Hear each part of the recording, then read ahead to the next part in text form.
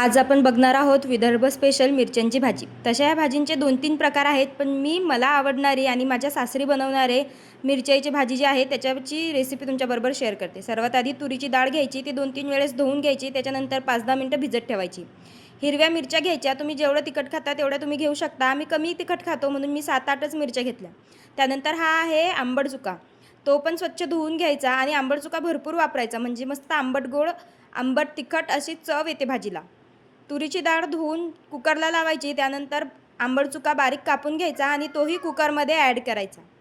त्यानंतर तुम्ही त्याच्यात शेंगदाणे टाकायचे, कच्चेच शेंगदाणे टाकायचे, त्याने छान उकडून येतात ते आणि चव छान लागते. आपण घेतलेल्या मिरच्या चिरून त्याच्यात टाकायच्या, त्याच्यानंतर शेंगदाणे मी टाकलेले आहेत. आपण खोबरंही टाकू शकतो, पण माझ्याकडे खोबरं अवेलेबल नव्हतं म्हणून मी टाकलं नाही.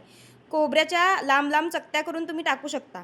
त्यानंतर मस्त कुकरचं झाकण लावून घ्यायचं आणि 4 ते 5 शिट्ट्या होऊ द्यायच्या. चला आता एका साईडला आपण मसाला तयार करू. एका साईडला तिकडे आपली डाळ शिजते, इकडे मसाला तयार करू. सर्वात आधी कढई ठेवायची, थोडंसं तेल टाकायचं, गरम होऊ द्यायची कढई आणि त्याच्यामध्ये कांदा टाकायचा.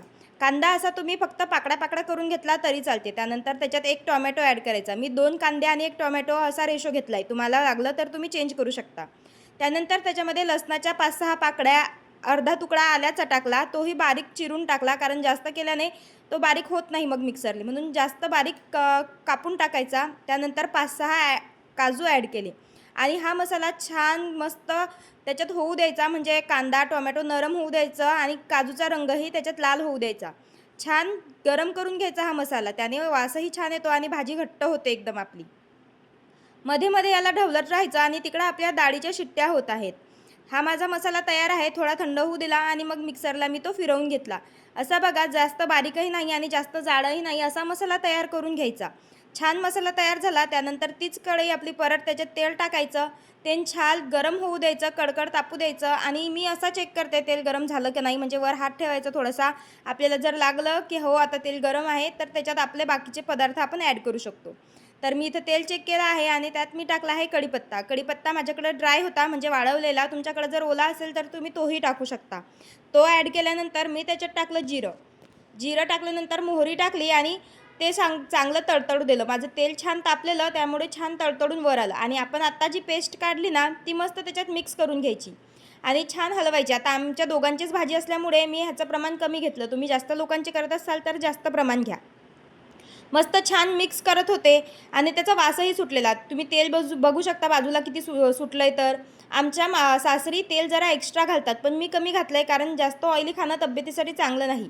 माझे सासरे जेव्हा भाजी करतात ना, त्याच्यात ते तेल एक्स्ट्रा ॲड करतात, त्याने तर्री अजून छान येते. पण मी म्हटलं हेल्दी थोडंसं तरी करावं आपण, म्हणून तेल कमी ॲड केलं. छान हा मसाला भाजून घ्यायचा आणि बराच वेळ तो भाजायला लागतो, कारण त्याचा वास छान खमंग आला पाहिजे आणि कच्चाही राहत नाही. त्यानंतर आपले बेसिक मसाले म्हणजे हळद, थोडंसं लाल तिखट कलर पुरतं आणि त्यानंतर थोडासा भाजीचा मसाला तुमच्याकडे जो असेल तो तुम्ही ॲड करा. मी सब्जी मसाला ॲड केला आहे.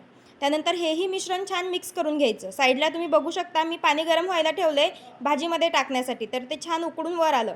त्यानंतर आपण जी डाळ टाकली होती ना, ती डाळ मिक्स त्या कुकरला झालेली असते, तर त्याला मस्त एकदा रवीने फिरवून घ्यायची आणि ते डाळ घट्टसर होते आपली.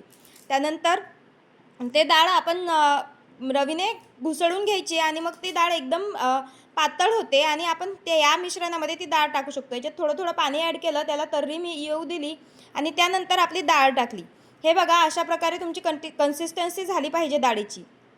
तुम्हाला दिसत असेल ह्याच्यात मी रवी फिरवून घेतली आहे. तुम्हाला जे जाड दिसत आहेत ते शेंगदाणे आहेत आणि कुठं थोडी थोडी डाळ राहिली आहे. तर छान मिक्स करून घ्यायची. आधीच पाणी ॲड नाही करायचं, पहिला डाळ मिक्स करायची, ती पण थोडी थोडी ॲड करायची, थोडीशी त्याला तर्री येऊ द्यायची आणि त्यानंतर पाणी ॲड करायचं. तुम्हाला ज्या हिशोबाने लागेल त्या हिशोबाने तुम्ही पाणी टाकू शकता.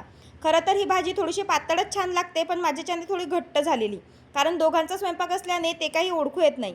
मीठ मी विसरले होते, तर शेवटी मीठ टाकलं भाजीमध्ये आणि मग त्याच्यानंतर थोडंसं पाणी सोडलं. ही भाजी आम्ही बाफल्यांबरोबर, भाकरीबरोबर किंवा चपातीबरोबरही खातो, पण मला सगळ्यात जास्त बाफल्यांबरोबर आवडते आणि आजही आमचा बाफल्यांचाच प्लॅन होता. भाजीत छान पाणी ॲड केलं आणि त्याच्यानंतर त्याच्यावर झाकण टाकून ती शिजू दिली. माझ्याकडे हिरवा कोथिंबीर नव्हता म्हणून मी तो घातला नाही. तुमच्याकडे जर असेल तर भाजीला मस्त छान उकळी आल्यानंतर तुम्ही त्याच्यात कोथिंबीर घालू शकता. एक नंबर चव लागते ह्याची. कधीतरी ट्राय करून बघा आमच्या विदर्भाची मिरचीची भाजी. आता ह्याचा दुसरी जी पद्धत आहे ती मी लवकरच शेअर करेल, जी माझ्या माहेरी बनवतात. ती याच्यापेक्षा जरा सोपी पद्धत आहे. लवकरच मी त्याचा व्हिडिओ घेऊन येईल. आमच्यासाठी जेव्हा बनवेल ना नक्कीच त्याचा व्हिडिओ शूट करेल. त्यानंतर घेतले आम्ही बाफले बनवायला आणि अहोनी बाफले तळायची जबाबदारी घेतली. ते बाफले तळत होते आणि मी देवाला दादूला नैवेद्य दाखवत होते. चला आता तुम्हाला रेसिपी कशी वाटली मला कमेंट करून सांगा. व्हिडिओ इथेच एंड करते. बाय.